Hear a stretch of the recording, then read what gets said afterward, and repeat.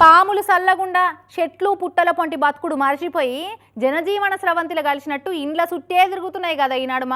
అవి కూడా మన కల్చర్ను ఫాలో అవుతున్నాయా ఏందోళ్ళ. బయట పార్కింగ్ చేసిన బండ్లు, గల్మ కాడిడిచిన బూట్లు, బెడ్రూమ్ల పక్క బట్టలు, వంట రూమ్ల గ్యాస్ బుడ్లు, ఇంటి సూర్లు ఇట్లా ఏడబడితే ఆన్నే అడ్డ పెడుతున్నాయి.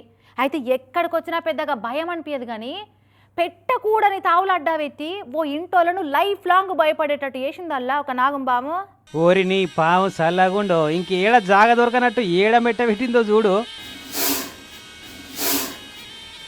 అన్నా ఏయ్ బిడ్డ ఇది నా అడ్డా, దగ్గరికి వస్తే కరుస్తా బిడ్డ అన్నట్టు ఎట్లా బుస కొడుతుందో చూడు. ఇంకా నీ పాము చల్లగుండా అది ఏందో తెలిస్తే బుస్సు బుస్సు మనకి బుస్సలు కొట్టుడు బంద్ చేసి సీసీ గబ్బు అని దబ్బున ఆడికెళ్ళి పోయి గంగల దుంకి ఆత్మహత్య చేసుకుంటావే ఎర్రిపామ. గుజరాత్ రాష్ట్రం వల్సాడ్ జిల్లా వాపి ఏరియాలో ఉన్న శ్రీరంగ సొసైటీలో ఒకరి ఫ్లాట్ ఇది. ఇంటి ఓనరమ్మ బాత్రూమ్ పోదామని లైట్ వేయగానే బుస్సుమని సప్పుడొచ్చిందట. ఏంద్రో అని చూస్తే పాము. వామ్మో పాము అని అక్కడ యానిమల్ లైఫ్ రిస్క్ ఫౌండేషన్ వాళ్ళకి చెప్తే వచ్చి మెల్లగా పట్టుకపోయి అడవిలో ఇడిచిపెట్టిరట. నయం చూడక అట్టనే పోతే ఎంత డేంజర్ అవుతుండే ఇంకత అని తలుచుకుంటేనే పానం జల్లుమంటుందట ఇంటి వాళ్ళకు. కానీ ఫ్యూచర్లో పాము లేకున్నా కమోడ్లో కూర్చునేటోళ్ళ ఫీలింగ్ ఎట్లుంటుందో కదా పాపం.